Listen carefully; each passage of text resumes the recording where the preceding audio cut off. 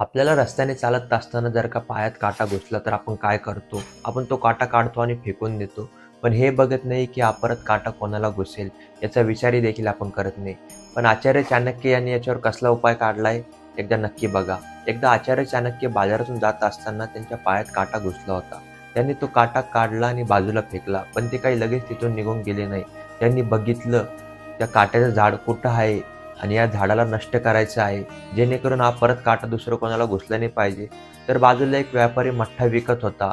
चाणक्य यांनी त्याच्याकडून एक मठ्ठा विकत घेतला आणि त्या काट्याच्या झाडावरती टाकून दिला. पुन्हा एक बाजारातून जाणाऱ्या मुलाने प्रश्न विचारला, "आचार्य, तुम्ही हे मठ्ठा त्या झाडावरती का बरं टाकला?"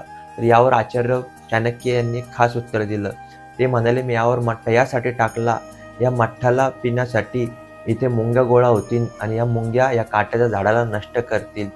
म्हणजे जेणेकरून हा काटाचं झाड नष्ट होईल आणि परत हा कोणालाही काटा घुसणार नाही." तर हे होते आचार्य चाणक्य यांचे महान विचार.